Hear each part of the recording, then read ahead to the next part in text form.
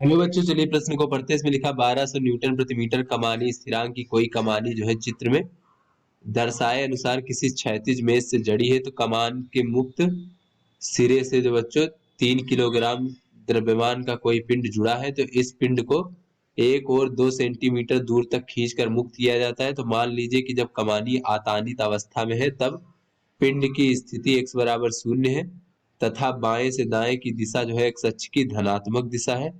तो दोलन करते पिंड के विस्थापन x को समय के फलन के रूप में दर्शाइए, जबकि विराम घड़ी को आरंभ t बराबर 0 करते समय जो हमारा पिंड है वो अधिकतम तानित स्थिति में है। तो चलिए बच्चों, इस प्रश्न की मूल अवधारणा को हम देख लेते हैं। तो बच्चों यहाँ पर अगर हम देखें कि जब कोई वस्तु सरल आवर्ती गति करता है, यानी अपनी माध्य स्थिति के इधर उधर एक सीधी रेखा में आवर्ती गति करता है, तो उसका बच्चों जो विस्थापन होता है पिंड का वो इस प्रकार से a साइन ओमेगा टी धन फाई होता है बच्चों, इस प्रकार से t के पदों में, जहां पे a क्या है बच्चों, आयाम है, यानी माध्य स्थिति के किसी एक और अधिकतम विस्थापन है पिंड का। ओमेगा क्या है बच्चों, ये कोणीय आवृत्ति, इसका मान होता है वर्गमूल के भागे स्मॉल एम। एम क्या है, पिंड का द्रव्यमान। के क्या है बच्चों, ये बल नियतांक है बच्चों। और फाई क्या है, ये हमारा एक्स और टी के बीच में कलांतर है। तो चलिए बच्चों अपने प्रश्न को हल करते हैं।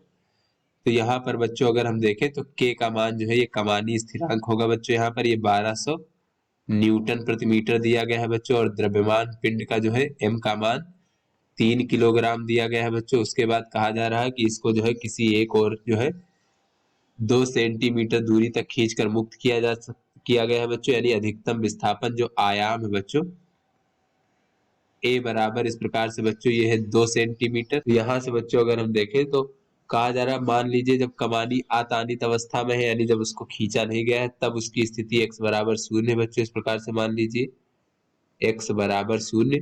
और बाएं से दाएं की ओर की दिशा को बच्चों हम धनात्मक x अक्ष की दिशा मान लेते हैं। तो बच्चों जब इसको खींचा जाएगा पहले, तो ये धनात्मक x, इसका विस्थापन जो है धनात्मक x अक्ष की दिशा में होगा। तो दोलन करते समय पिंड के x को फलन दिखाइए। और यहाँ पर कहा जा रहा है बच्चों, जबकि विराम घड़ी को आरंभ t बराबर 0 करते समय अधिकतम तानित स्थिति में है पिंड, यानी कि पिंड जो है अपने अधिकतम विस्थापन है बच्चों बाएं ओर, बाएं से दाएं की ओर जो है बच्चों अपने अधिकतम विस्थापन में है, यानी कि आयाम में है बच्चों। इस प्रकार से तो यहाँ पर बच्चों अगर हम देखें तो t बराबर 0 पर दिया गया है कि x का मान 2 सेंटीमीटर है। इस प्रकार से आयाम के बराबर है उसका विस्थापन, क्योंकि अधिकतम तानित स्थिति में है। तो चलिए बच्चों यहाँ पर हल करते हैं और देखते हैं कि x बराबर जो होता है बच्चों a साइन ओमेगा टी धन फाई होता है। तो यहाँ से बच्चों अगर हम ओमेगा का मान देखें तो ओमेगा बराबर होता है वर्गमूल के भागे एम। तो यह हो जाएगा वर्गमूल 1200 भागे 3, तो यह हो जाएगा वर्गमूल 400। तो जिसका वर्गमूल हो जाएगा बच्चों 20 रेडियन प्रति सेकंड। तो इस प्रकार से कह सकते हैं इसको। तो यहाँ से x बराबर हो जाएगा 2 सेंटीमीटर, और साइन इसको बच्चों हम लिख देंगे 20 सेकंड इनवर्स, इस प्रकार से ओमेगा को रेडियन पर सेकंड, और टी हमारा सेकंड में हो जाएगा, धन फाई इस प्रकार से, और x का मान ये सेंटीमीटर में हो जाएगा।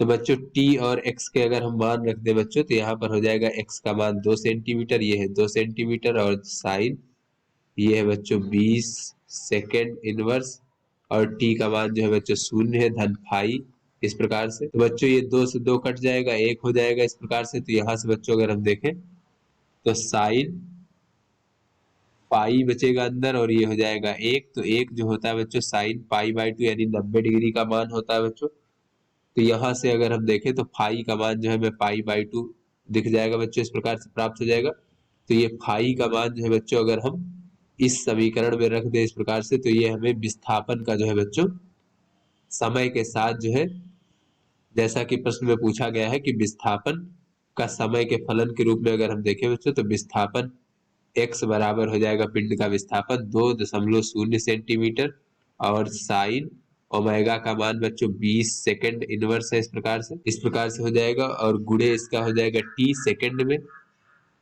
और धन बच्चों फाई, तो फाई का मान पाई बटे 2 है बच्चों।